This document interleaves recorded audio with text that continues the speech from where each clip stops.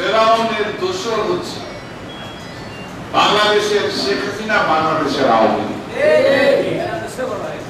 কারণ আমি মনে করি ফেরাউনের থেকে বড়, ফেরাউনের সময়কার কথা আমি বলতে পারবো না, এত অত্যাচার হচ্ছে কেন। গত 15 বছর এদেশের মৌলানা, এদেশের ইসলামী ভাবমূর্ত মানুষ মুখে দাঁড়িয়ে মাথায় টুপি দিয়ে মানুষ বাড়ি থেকে বেরোতে পারে না।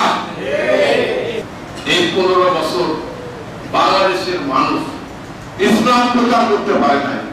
বাংলাদেশের মৌলানা ইমাম সাহেবরা জনসভা ধর্মসভা করতে দেয়নি শেখ হাসিনা আওয়ামী লীগ। ওরা বাংলাদেশে যেভাবে ফেরাউন নমরুদ এই পৃথিবী থেকে ইসলামকে নিশ্চিত করতে চেয়েছিল, যেভাবে আমাদের নবী হযরত মুহাম্মদ সাল্লাল্লাহু আলাইহি সাল্লাম আল্লাহ তাআলার নির্দেশ অনুযায়ী কোরআনের বাণী, কোরআনের আহ্বান সারা পৃথিবীতে এক প্রান্ত থেকে আরেক প্রান্ত পর্যন্ত ইসলামের কোরআনের নির্দেশ বাণী পৃথিবীর আরেক প্রান্ত থেকে আরেক প্রান্ত যখন উনি প্রচার করতে বেরিয়েছিলেন, ঠিক তেমনি ভাবে সেদিন ইসলামকে ধ্বংস করার জন্য চেষ্টা করা হয়েছে।